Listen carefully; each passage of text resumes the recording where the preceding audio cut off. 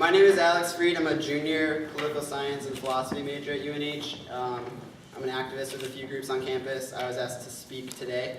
I plan on going over Occupy Wall Street, or OWS, and then how that relates to UNH a little bit. So the OWS movement is a leaderless movement, and there are no official spokespersons. So therefore, I have to say that my comments are my own opinion and don't necessarily reflect OWS or any particular group at UNH. I believe that OWS has some serious potential. The message of the 99% versus the 1% seems to be resonating with a lot of people. And as we watch corporate CEO salaries increase exponentially while working class wages remain stagnant, more and more people are joining this movement. And while OWS has touched on a variety of diverse issues that resonate with millions of Americans, for me personally, I believe that the absolute most important issue that OWS needs to address is removing money from politics.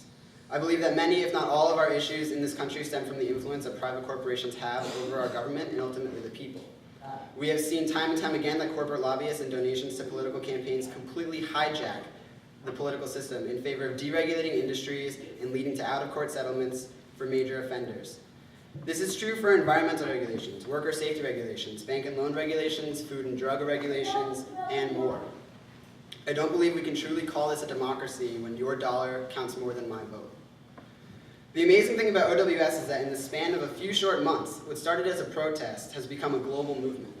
And for those first few months, the focus immediately shifted away from demands and more towards building a large amount of momentum around central issues in order to generate discussion and find common ground.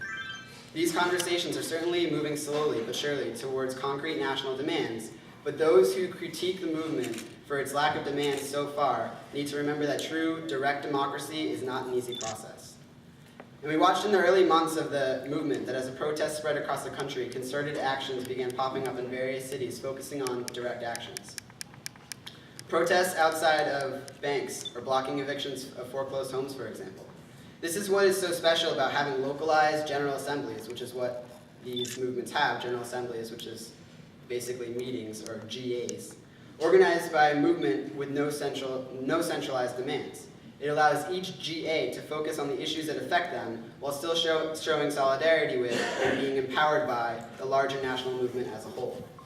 And now, as encampments across the country are being broken up by mayors and police, the movement is slowly becoming even more decentralized, but also more focused.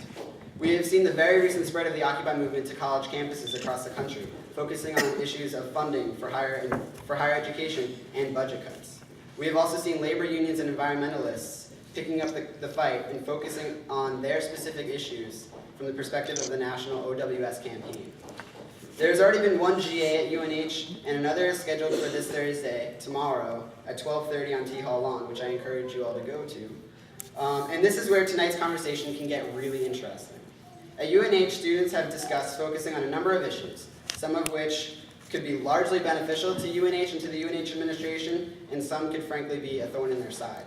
For example, if students begin addressing which corporations UNH holds contracts with or does business with, the UNH administration might not be too excited about that. However, another issue students could definitely focus on is the rising cost of tuition and the recent state budget cuts. Last year, the state cut funding to the university system of New Hampshire almost in half, resulting in the tuition increase of 8.7% in just 1 year. The state of New Hampshire ranks dead last in per capita support for higher education. The UNH administration has been fighting against these state budget cuts for a while now, and I imagine that if they would gladly welcome a student movement focusing on this issue. These decisions are left entirely up to the GA. However, I personally would say the Occupy movement at UNH should seriously consider the implications of tonight's event.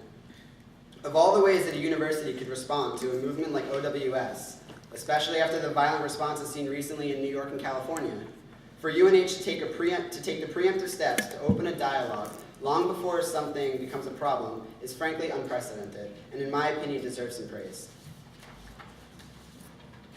The OWS movement could choose to go either way, but we can get more accomplished by working together than by choosing to go against each other. I am looking forward to this event creating a dialogue between students, staff, and administrators that could be continued long after this event is over about the various issues affecting the UNH community and where the OWS movement stands in relation to those issues. I am also looking forward to potentially creating a working relationship on things that the OWS movement and the UNH community can agree on in order to move forward and make positive and effective change in the future. Thank you.